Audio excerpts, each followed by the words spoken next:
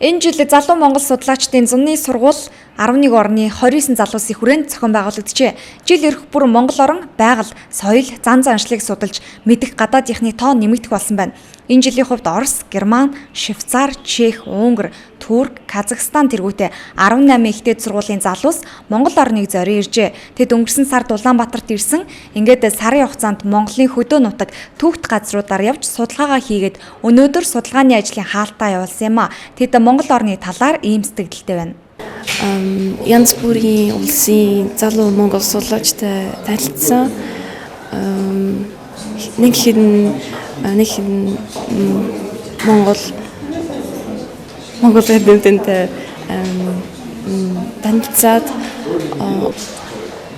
Миний нэр Сэн Аян Тан. Би Хэдэд ард улсаас ирсэн. Миний сургууль Төвийн үндэстний аяг сургууль байна. Одоо магистрт үндэс байна. Монгол хэлээр галзлан судалж байна. Хэлээ юу? Тийм. Монгол хэлийг хэр удаа судалж байна? Одоо орчин цагийн монгол хэлийг галзлан судлаа нүдгийн алгийн хажуудандагаас судалж байна. Дэмбэ тоглохдоо сайн нөхөө гэж мэндэлдэг. Тэгээд эрхийн хоруугаа нугуулж дарж болдоггүй. Ягаад гэвэл энэ шууд хожигдно гэсэн үг. Тэгээд хоруу болгон өөрийн нэртэй юм. Жишээлбэл ганган ганцаа, найзын наймаа, тавлаг таваа гэх мэт Дэмбэнд ардын дүүний ай нутаг нутгийн онцлогоос хамаарсан 2-3 төрөв байдаг.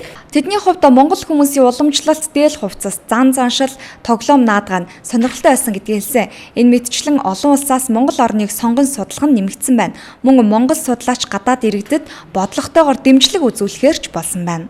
Монгол улсын ихтэй сургуулиудад магистр, докторантурт суралцах нөхцөлд тэтгэл болгох ийм арга хэмжээ авч байгаа. Өөрөөр хэлбэл монгол судлаачдыг бид нар монгол орчинд бэлтгэе, тийм ээ. Яг монгол орчинд нь бэлтгэсэн монгол судлаач бол бас илүү судалгааны цар хүрээ, сэтгэлгээний цар хүрээ нь бол өргөжих, дээшлэх ийм сайжрах боломжтой гэж харж байгаа. За энэ чиглэлээр бол бид нэр эх жилээс тэтгэлэг зарлана. За мөн монгол судлалын чиглэлээр гадна одоо сурах судалгааны үйл ажиллагаа явуулж байгаа байгууллагуудыг одоо бодлогоор дэмжих, өөрөөр хэлбэл санхүүгийн хувьд бас тодорхой дэмжлэг үзүүлэх ийм төлөвлөгөөтэй байна. Өнгөрсөн жилийн зуны сургалтанд 6 орноос л ирж байжээ. Тэгвэл энэ жил 11 болж нэмэгдсэн байна. Ийхүү Монголыг сонирхон судалж байгаа залуусыг дэмжснээр сүүлийн жилүүдэд яригадаад байгаа жуулчдынхаа тоог 5 саяд хүргэн Найрсаг Улаанбаатар болно гэх зорилтуудад хүрэхэд дөхөн болно гэдгийг ч албаныхан онцолж байсан юм а.